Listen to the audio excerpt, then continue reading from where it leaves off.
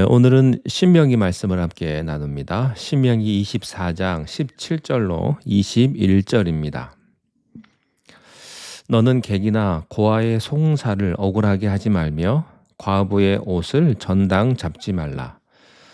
너는 애굽에서 종되었던 일과 내 하나님 여호와께서 너를 거기서 속량하신 것을 기억하라. 이러므로 내가 네게 이 일을 행하라 명령하노라. 내가 밭에서 곡식을 벨 때에 그 한 뭇을 밭에 잊어버렸거든 다시 가서 가져오지 말고 나그네와 고아와 과부를 위하여 남겨두라. 그리하면 네 하나님 여호와께서 내 손으로 하는 모든 일에 복을 내리시리라. 내가 내 감람나무를 턴 후에 그 가지를 다시 살피지 말고 그 남은 것은 객과 고아와 과부를 위하여 남겨두며 내가 내 포도원의 포도를 딴 후에 그 남은 것을 다시 따지 말고 객과 고아와 과부를 위하여 남겨두라. 아멘. 하나님께서는 가난한 자들이 빚을 졌을 때 그들을 너무 모질게 압박하지 말라고 말씀하십니다. 그리고 가난한 일용직 노동자들의 임금을 미루지 말고 그때그때 지불해 주라고 하셨습니다. 오늘의 본문도요. 같은 맥락에서 불우한 이웃을 향해 지혜롭고 섬세한 또 적극적인 사랑을 베풀라는 그런 말씀입니다.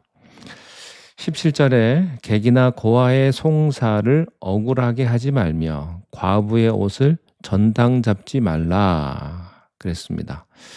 여기서 말하는 객은 이스라엘에 이민 와서 살고 있는 그것이 어떤 상황이든 들어와 살고 있는 이방인들을 말하는 것이고요. 또 고아와 과부. 과부는 그 당시 남자들에게 전적으로 경제력을 의지하고 있었기 때문에 남편이 없으면 굉장히 가난합니다.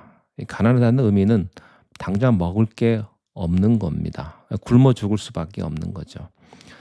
그래서 빚을 져도요, 전당물을 내놓을 물건조차 없는 겁니다. 이 사람들을 서럽게 하지 말라는 것입니다. 객, 고아, 과부들은 자기를 지킬 돈도 또 능력도 지식도 빽도 없는 사회적인 절대 약자들입니다.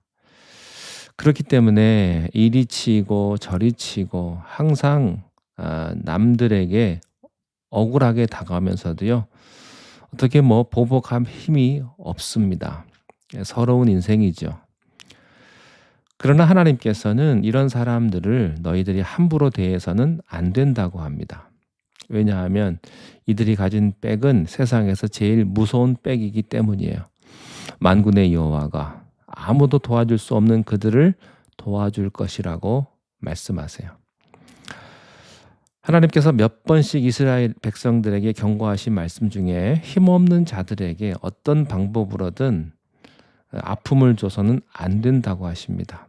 자기 힘만 의지하지 말고 자기 힘만 믿고 약자를 함부로 대하는 자는요, 하나님이 반드시 심판하실 것을 약속을 하세요.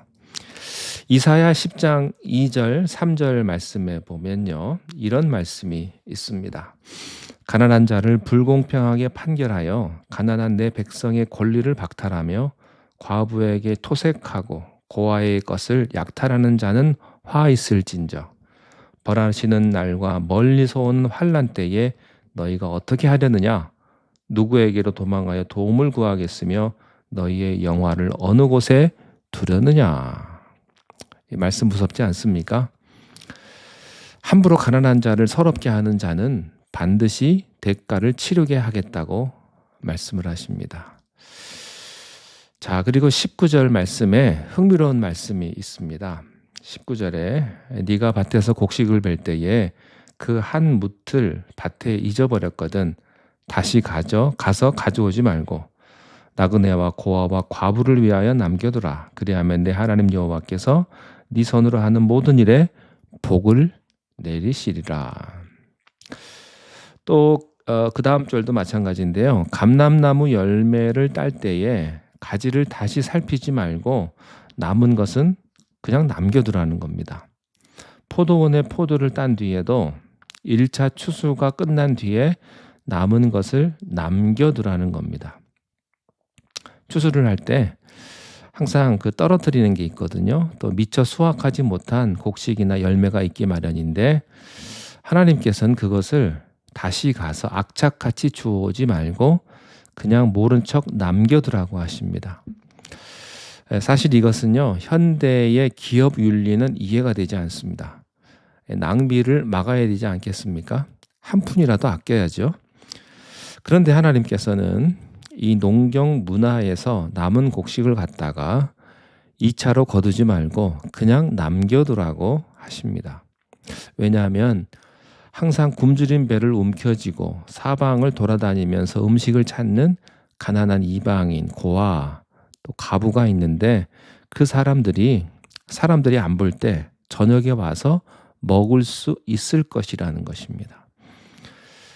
물론 구약의 율법에는 공식적으로 성전에 수확물을 헌금으로 바쳐서 그것으로 가난한 사람들을 불러서 구제하는 것이 또 명시되어 있습니다마는 그 외에도 백성들이 개인의 삶에서 가난한 자를 은근히 배려하는 지혜를 하나님이 명령하신 겁니다.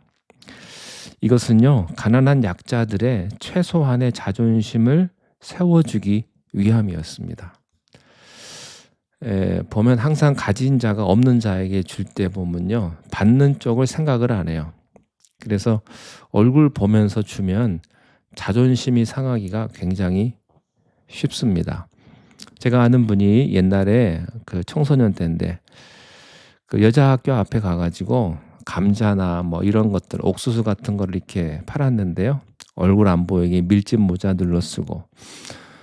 그런데 꼭 길 가다가 아저씨 아줌마들이 그걸 하나 불쌍하다고 사주면서 꼭 이렇게 물어본대요. 너희 아버지 뭐 하시냐?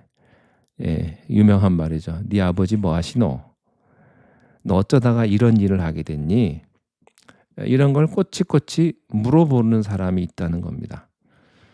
근데 그게 참 불편했다는 거예요. 그냥 하나 사주고 가는 사람이 제일 고마운데 그냥 아무 말 없이 사주고 가면 좋은데 꼭 그런 걸 물어봐요. 아버지 뭐 하시냐고. 뭐 아버지가 돈 잘 벌면 그 일 하겠습니까? 안 하죠. 사정이 다 있는 거거든요. 또 옛날에는요, 학교에서 가난한 학생들 장학금도 줬었는데 그냥 조용히 불러가지고 주면 좋은데요. 전교생들 보는데 그 월요일 아침에 조회하지 않습니까?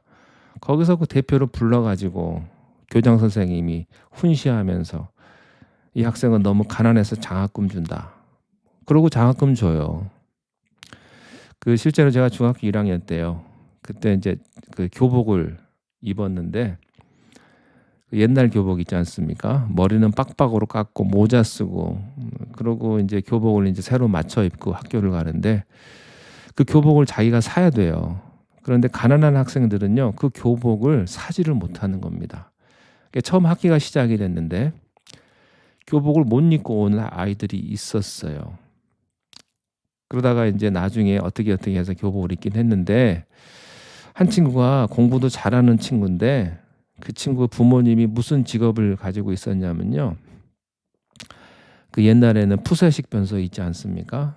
근데 그 부모님이 아버지 어머니가 그 푸세식 변소에서 변을 퍼가지고 나르는 그런 직업을 가지신 분들이었어요.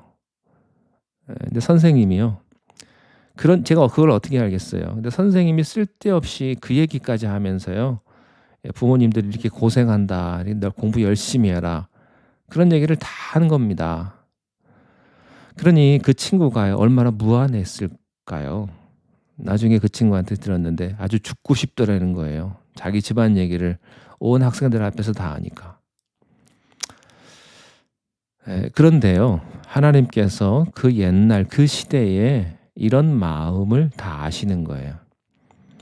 가난한 자들의 마음을 편안하게 해주는 배려를 하나님이 하신 겁니다. 우리 하나님은요, 참 좋으신 분이세요. 우리가 가난한 사람 도울 때도 그들의 마음을 배려하는 지혜가 필요합니다. 여기에 가장 큰 수혜자가 룻이었죠. 룻기에 보면 이방 땅에서 돌아온 나오미와 룻이 보아스를 처음 만나게 된 것도 이런 인연 때문이었습니다.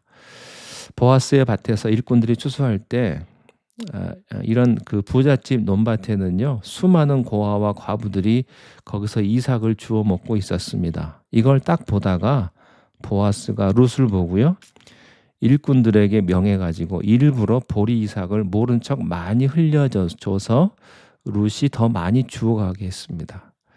그러니까 너무 많이 주워오니까 그 시어머니 나오미가 놀랬어요. 이게 인연이 돼서 보아스와 룻이 결혼하지 않았습니까? 그러니까 룻은요, 졸지에 가난한 구제 대상 과부에서 보아스의 아내가 되었고요. 그 후손에서 다윗 왕이 나오잖아요.